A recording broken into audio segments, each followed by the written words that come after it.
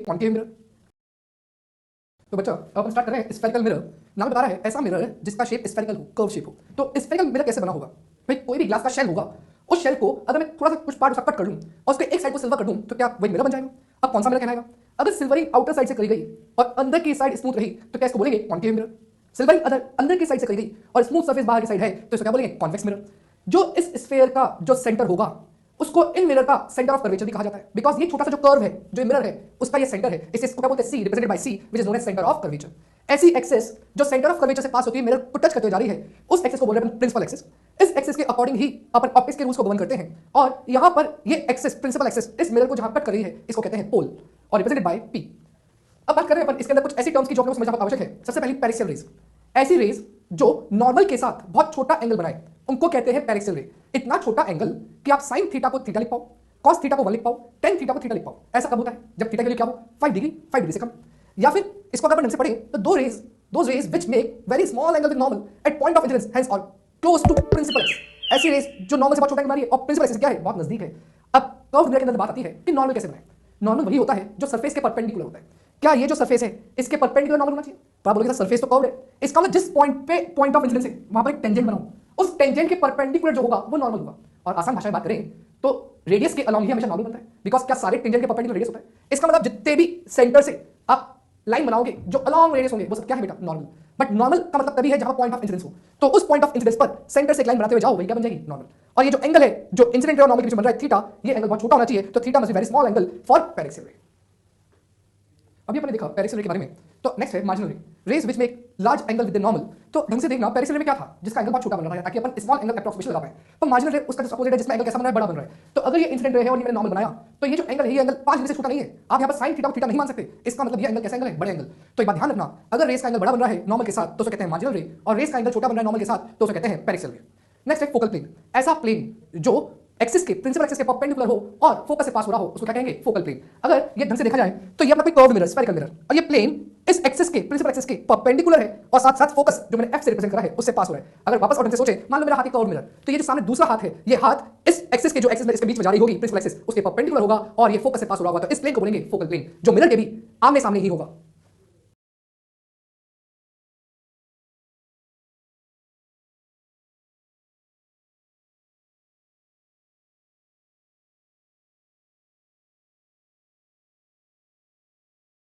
तो नेक्स्ट अपन देख रहे हैं साइन कन्वेंशन।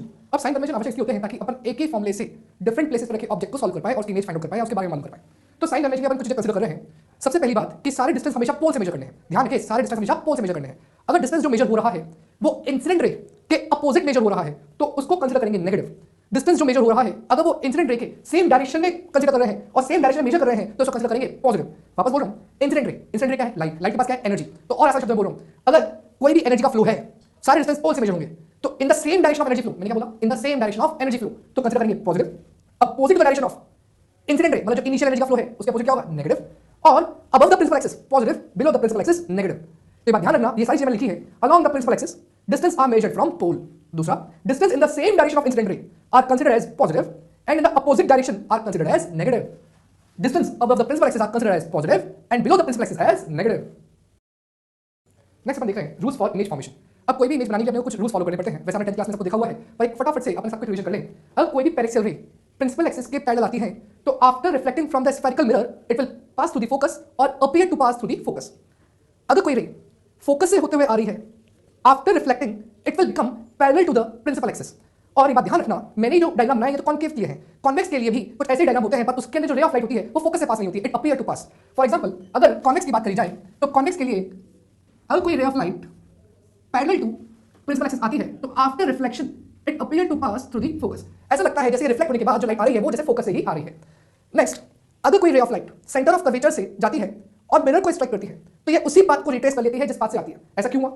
क्या सारे नॉर्मल हमेशा अलोंग द रेडियस है और ये रे ऑफ लाइट भी क्या है? अलोंग द रेडियस ही जा रही है। इसका मतलब इस पॉइंट पर एंगल आई 0 है तो एंगल आर भी कैसा होगा? 0 होगा, तो लाइट अपने पाथ को रिट्रेस कर जाती है। तो बच्चों एक बात ध्यान रखना, जब भी कोई रे ऑफ लाइट मिरर को परपेंडिकुलर स्ट्राइक करेगी तो after striking it will retrace its path in the on the same path. इसका मतलब ये हुआ कि जिस पाथ से वो आई है उसी पाथ को वापस वो क्या कर देगी? रिट्रेस कर लेगी। कब? जब वो मिरर को परपेंडिकुलर स्ट्राइक कर रही है या फिर उसका एंगल आई क्या हो? 0 हो। अगर इंसिडेंट रे पोल पे स्ट्राइक करती है तो क्या ये जो प्रिंसिपल एक्सिस है ये खुद ही नॉर्मल इसी के अलॉन्ग है तो क्या नॉर्मल अगर इसी के अलॉन्ग है तो जो angle theta angle of incidence होगा एंगल ऑफ रिफ्लेक्शन भी वही होगा। तो जितने एंगल लाइट आएगी उतने एंगल लाइट वापस चली भी जाएगी।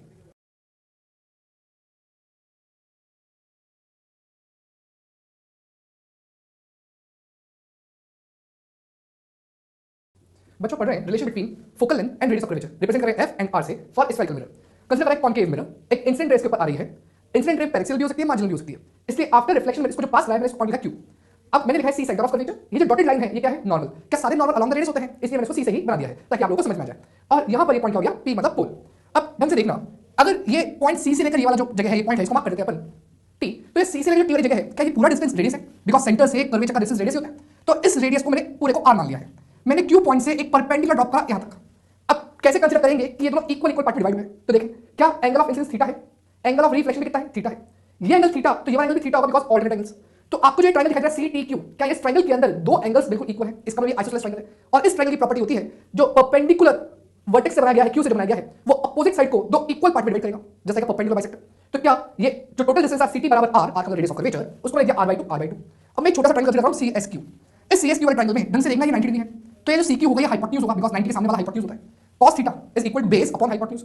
तो cos theta base r by 2 upon hypotenuse c q, तो r by 2 upon c q. क्या यहाँ से सी क्यू की वैल्यू आ गई r by 2 upon cos theta, जिसको मैं लिख सकता हूँ r by 2 sec theta.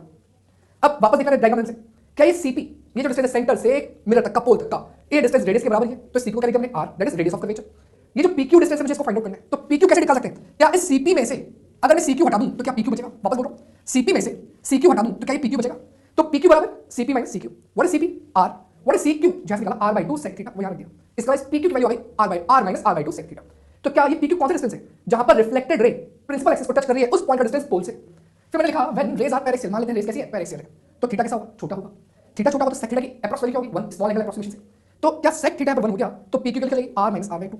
Solve करेंगे तो pq कितना आएगा? r by 2। इस r by 2 को जो रेडियस ऑफ कर्वेचर आ रहा है इसी को अपन फोकल लेंथ कहते हैं, उसे कहते हैं f। इस पर आपने यहां से क्या चीज समझी है कि इस पॉइंट q को फोकल लेंथ तब कहा जाएगा जब रेस कैसे होंगे? पैरेक्सियल। अगर रेस पैरेक्सियल नहीं हुए तो ये pq डिस्टेंस r by 2 के बराबर नहीं होगा, f के बराबर नहीं होगा। ये तभी r by 2 f के बराबर होगा जब रेस कैसी है? पैरेक्सियल। तो focal length f is equal to r by 2।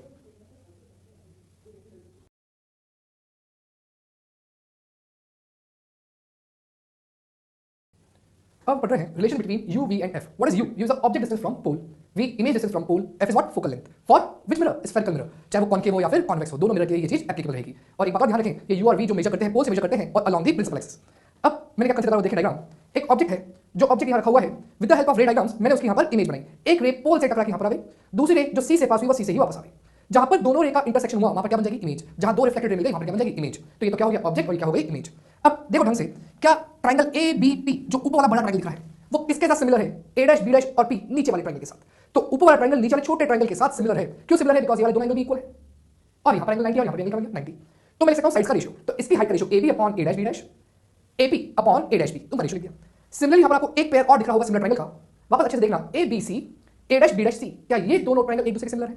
Vertical triangle भी इक्वल है, इधर 90 डिग्री बन रहा है, इधर 90 डिग्री बन रहा है। तो क्या वापस मैं साइड्स का रेशियो लिख रहा हूं ab upon a dash b dash, ac upon a dash c। अब मैं इन्हीं चीजों को और ढंग से लिख रहे हैं। अगर मैं इन दोनों इक्वेशंस को कंपेयर करूं तो क्या ये जो पहला पार्ट है इसका जो पहला पार्ट है एक्जेक्टली सेम है? इसका मतलब अगर ये वाला पार्ट इसके बराबर है, ये वाला पार्ट भी इसके बराबर है, तो क्या ये दोनों आपस में बराबर होंगे? तो क्या AP upon A dash P, AC upon A dash C क्या होगा? इक्वल होगा।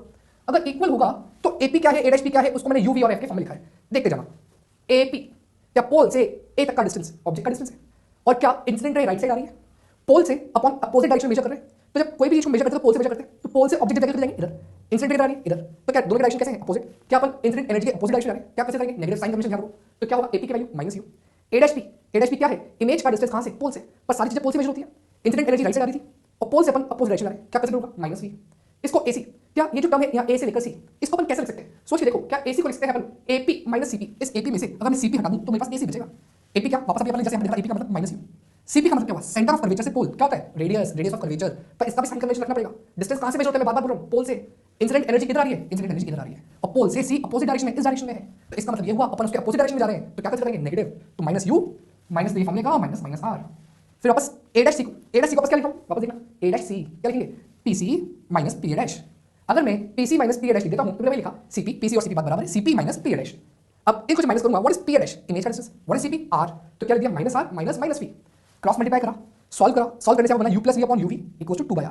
अगर मैं इनको इंडिविजुअल डिवाइड कर दूं तो ये बन जाएगा 1 बाय v 1 बाय u और 2/f को क्या कंसीडर करें, कुछ देर सीखा था f क्या होता है r/2 रेडियस ऑफ कर्वेचर का आधा, तो r/2 का मतलब क्या हो गया f, तो लिख दिया 1/f। ये क्या बन गया पूरा अपना मिरर फार्मूला।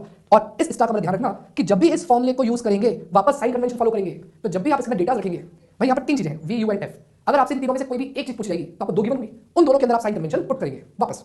नेक्स्ट दूसरा मैग्निफिकेशन। मैग्निफिकेशन का मतलब होता है कि इमेज जो बन रही है वो ऑब्जेक्ट के रेस्पेक्ट में क्या सेम साइज की है, छोटी है, बड़ी है, तो उसके बारे में देख रहे हैं। वापस अपन पहली इक्वेशन जा रहे हैं ab upon a dash b dash ab upon a dash b। इस इक्वेशन को मैंने इन्वर्ट करके यहाँ लिख दिया है। अब a डैश b डैश क्या था, इमेज की हाइट, ab क्या थी, ऑब्जेक्ट की हाइट। क्या इमेज की height below the principal axis है, याद करो साइन कन्वेंशन क्या सीखा था, ये कैसी होगी negative. ab above the principal axis है, तो क्या ये ऑब्जेक्ट की हाइट है, अबव है प्रिंसिपल एक्सिस है, क्या कंसीडर करेंगे पॉजिटिव। क्या लिखा मैंने माइनस hi प्लस ho, कुछ नहीं का मतलब प्लस है। a डैश b, क्या a डैश b इमेज का डिस्टेंस है, कहां से, पोल से, पर क्या ये एनर्जी के फ्लो के अपोजिट डायरेक्शन है। मैं बार-बार क्यों समझा रहा हूं ये बात, ताकि इसमें गलती ना हो। पोल से इमेज इधर है left side, energy incident energy right side, तो क्या इंसिडेंट एनर्जी राइट साइड आ रही है, पोल से image left side opposite direction में, क्या कंसीडर करेंगे minus v। Similarly ap object distance है, अपोजिट टू इंसिडेंट एनर्जी क्या लेंगे माइनस u। सॉल्व करा hi/ho माइनस v/u। इस hi/ho हाइट्स का रेशियो, इमेज की हाइट अपॉन ऑब्जेक्ट की हाइट को ही कहते हैं मैग्निफिकेशन। और मैग्निफिकेशन वैल्यू होगी hi/ho that is equal to minus v/u। इसको ट्रांसवर्स मैग्निफिकेशन भी कहते हैं। वापस मैंने स्टार लगाया है, इसका मतलब use sign convention by using this formula.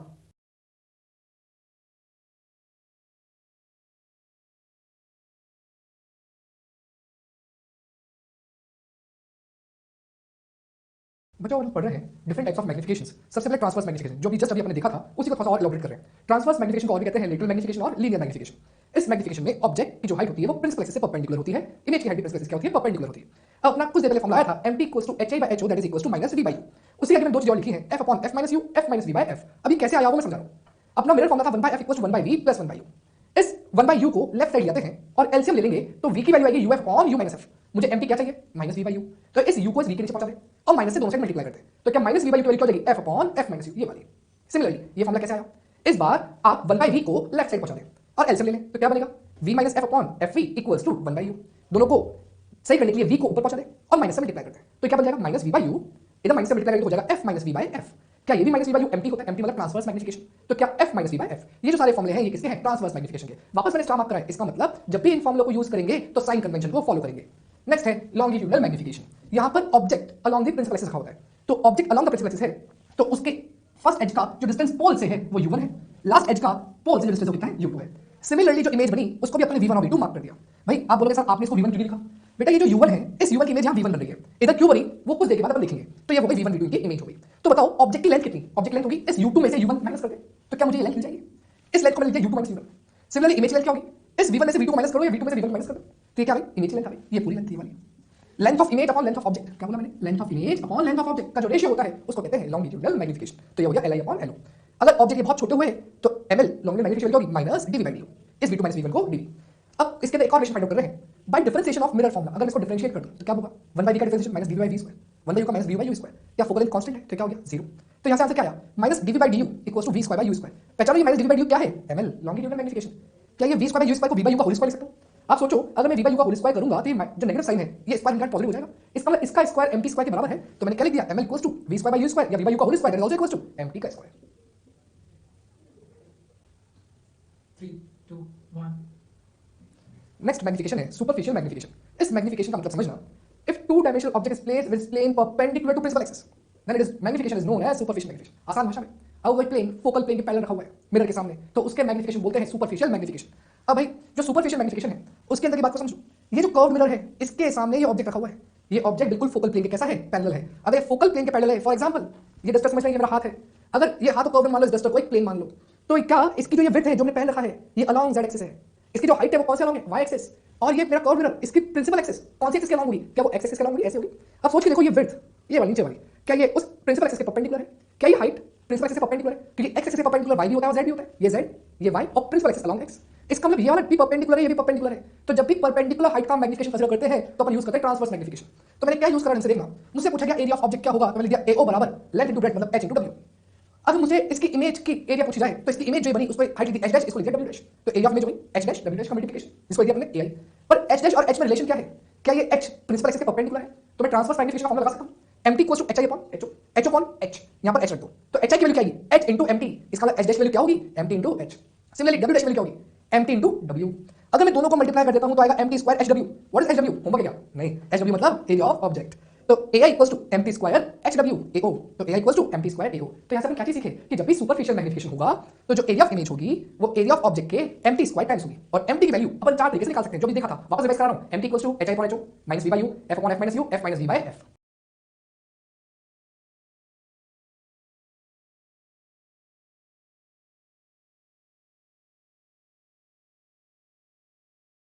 अब क्वेश्चन सॉल्व करने के लिए अपने को ये समझना बहुत आवश्यक है कि इमेज कहाँ बनेगी जब ऑब्जेक्ट कहाँ पर होगा। हालांकि डायग्राम आपने 10th क्लास में देखे हुए हैं, पर एक बार आपको वापस इन सबको गो थ्रू करवा रहा हूँ। तो image formation by concave mirror, सबसे पहले ऑब्जेक्ट इज एट इनफिनिटी। जब भी लिखा है कि ऑब्जेक्ट इनफिनिटी पर है या इमेज इनफिनिटी पर है, उसको रिप्रेजेंट करने का तरीका होता है कि जो भी रेज होती है उनको पैरेलल बनाया जाए।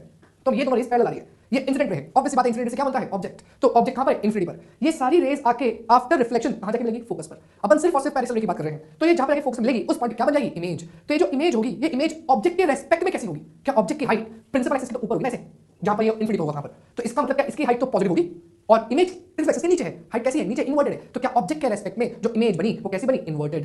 फिर मैंने लिखा image is formed eight F. Obvious बात है जब इनफिनिटी पर इमेज कहां बनेगी फोकस पर। और रियल लिखा, रियल का मतलब क्या समझते हो, जब भी रिफ्लेक्टेड रे एक पॉइंट पे मिल जाती है एक्चुअली में मिलती है तो क्या पर रियल इमेज बनती है। तो यहां कौन सी इमेज है रियल। और क्योंकि ये ऑब्जेक्ट इनफिनिटी पे मान लो सन है और सन की इमेज बन रही है, तो क्या सन की साइज के रेस्पेक्ट में ये जो इमेज बनेगी तो बिल्कुल छोटी सी बनेगी ना। तो इस छोटी सी इमेज की अगर बात करूं तो क्या ये इमेज ऑब्जेक्ट के रेस्पेक्ट में हाईली डिमिनिश्ड होगी, बहुत छोटी सी होगी। दूसरा case, when object is beyond c, what is c, centre of curvature. अगर उसके पीछे ऑब्जेक्ट रखा हुआ है तो रे डायग्राम में कैसे बनाया आप चेक कर सकते हैं। एक रे पैरेलल लाइन टकराने के बाद फोकस से पास हुई, दूसरी रे सी से पास होते हुए गई और टकराने के बाद वापस उसी पाथ पे आ गई। तो जहां पर दोनों रे इंटरसेक्ट कर रही है क्या वहां पर इमेज बन जाएगी। ये इमेज कैसी बनी ऑब्जेक्ट के रेस्पेक्ट में, यहां दूर से चेक कर सकते हो।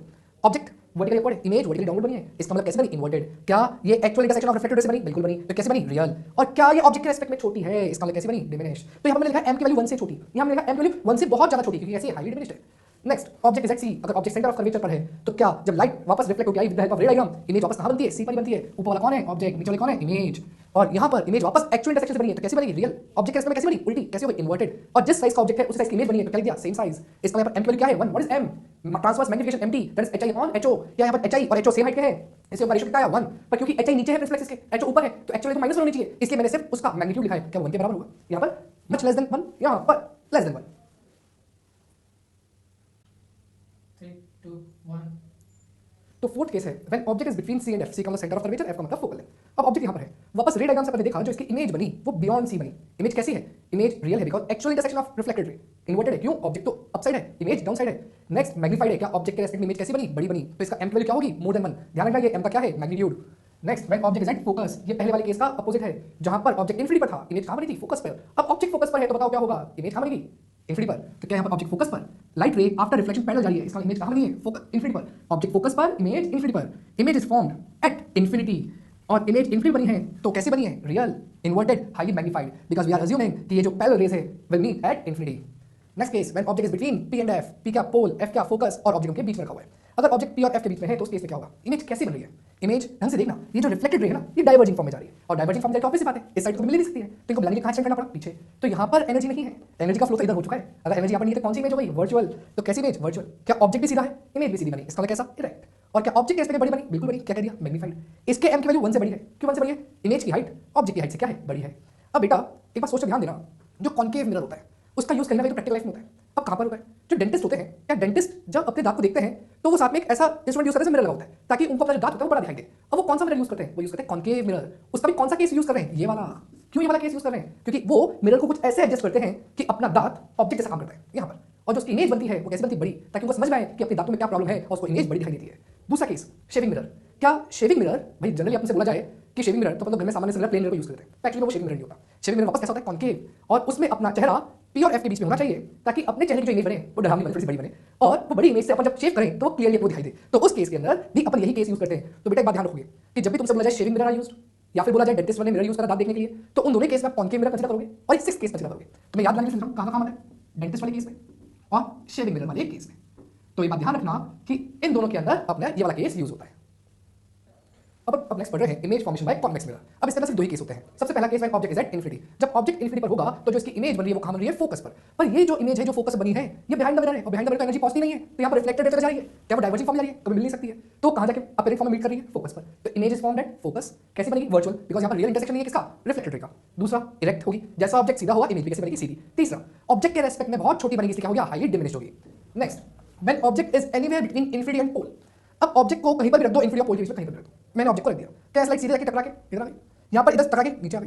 क्या ये दोनों रिफ्लेक्टेड डाइवर्जिंग फॉर्म में जा रही है? क्या ये आपस में कभी लेफ्ट साइड मिल सकती है क्या? नहीं। इसका मतलब ये भी अपरेंट फॉर्म में मीट करेगी। तो ये जो इमेज बनी, क्या ये पोल और फोकस के बीच बनी है? इसका मतलब image is form between pole and focus. पर क्या बिहाइंड द मिरर है? एनर्जी वहां नहीं पहुंच सकती, तो क्या होगा? वर्चुअल। क्या ऑब्जेक्ट सीधा तो इमेज भी सीधी है, कैसे बन गई? इरेक्ट। और क्या ऑब्जेक्ट इसमें छोटी है तो कैसे हो गई? डिमिनिश्ड। तो बेटा यहाँ पर जो मैंने वर्ड इरेक्ट लिखा है वो आप यहाँ से इजीली समझ सकते हो कि ऑब्जेक्ट भी सीधा इमेज भी सीधी बनेगी, तो कैसा हो गया? इरेक्ट हो गया। ये दोनों केस आपको याद रखने हैं। अब इसके अंदर एक एग्जांपल दे रहा हूँ, याद करो अपने जो कार के अंदर मिरर्स यूज होते हैं, तो बैक व्यू के कितने मिरर्स होते हैं? 3, दोनों अपने डोर्स पर और एक कार के अंदर सेंटर ड्राइवर सीट के ऊपर।